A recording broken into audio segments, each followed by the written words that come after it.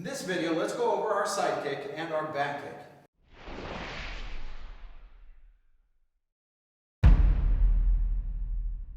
Now to start off, I want you to pull your toe up towards your chest, and then you're just going to touch the ground with your heel. This is a good way to start learning what both of these kicks will look like. Now the side kick is usually going to be coming from our side, hence the name side kick, whereas back kick means the threat's going to be coming from the back. These can be used from different positions if you have the time to turn or change your angle to use the attack. But starting off with this heel touching the ground, you're going to chamber the leg and then you're going to launch it out. As it launches, the base foot needs to pivot. Hands should always be up protecting your head, but for teaching I will be pointing out to different positions. But as that launches out, notice the base foot pivoted. So again, chamber the knee, heel's ready to be the striking surface, base leg is going to pivot while my hands protect my head. That's your side kick. Now if we look at the back kick, it's fairly similar, however again it happens from behind. A key thing to note here is that we're trying to protect our head. So I look over my shoulder and I see a threat. I'm now going to drop and cover up my head. I'm still looking at the threat the entire time that I drop down. Whichever side I'm looking over, that's the leg that's going to be doing my kick. So I see a threat, I cover up, and I launch the kick. So you look over your shoulder, you realize there's a threat coming, the hands come up, your head drops down, you're still looking at the threat, you chamber the leg, and you launch out. It is important on both of these kicks that you strike as close to the heel as possible. The further up onto the ball of the foot that we go, the more torque there is on our ankle, and that's not going to feel good. So side kick, you're going to chamber and attack the back. Back kick, you're going to recognize it, you're going to protect your head, chamber, and attack the back. All right, those are your side kicks and back kicks.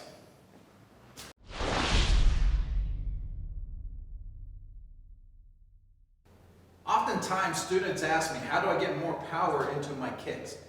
As much as we can, anytime we can get our body weight or momentum going towards the target, the more powerful it's going to be. Now that's going to be based on how close or the distancing between me and it. If I'm really close to the pad, I'm not going to be able to shift a bunch of weight towards it because I'm already too close. So at this range, it wouldn't be the right place for me to be doing that side kick or back kick. However, when we're just at that perfect side kick range, how do you generate more power into it? One, remember to charge the leg. If I just send the leg out and then do this tiny little tap, there's not going to be much power. I also don't want to over dramatize and bring the leg all the way to here and then go out. So find a happy medium on how much you charge up the leg before it launches. Next, my hips need to go towards him. If my hips are on the outside of the base foot, my weight's going that way, which means the weight's not transferred into my strike, but rather it's just pushing me off. So as an example, if my hips are over here, I'm going to end up falling and not generating almost any impact on the target. However, if my hips can be on this side of this leg, at the time that I kick, I can get a lot more power into that strike. Now recoil is important.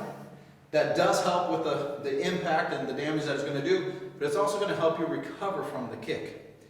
Next, if I can advance towards the target, I'm going to be able to generate even more power. That requires me to have a little bit more space between us. So advancing with a side kick, I could either just replace my foot and kick, or I can crisscross towards it. That's more based, again, on how much space I have from the threat. Let's look at just replacing. As I go to kick, I'm just bringing the non-kicking leg first. It moves and then pushes the other leg out. Doesn't technically push it, but you get the idea. This comes and it launches the other one. So if I were to strike, something like that. Now let's look at crisscrossing. Crisscrossing is where I can get even more power, assuming I have the right range. If I'm a little further out, if I just replace, notice I can't reach. However, if I bring this leg behind, now I can reach the back. So how do we get more power into these kicks? Learn to chamber it correctly. Learn to get your hips going towards the threat. And anytime we can add advancing into the equation, you're going to generate more power.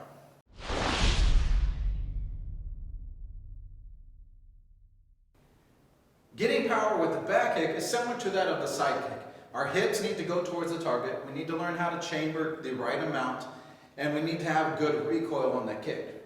So let's look at how to advance with that back kick. It's fairly simple.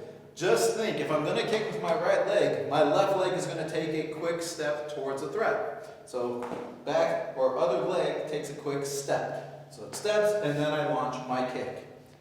Again, you look, you realize the threat's running at you, the distancing is right for you to advance, so you take a step and then launch.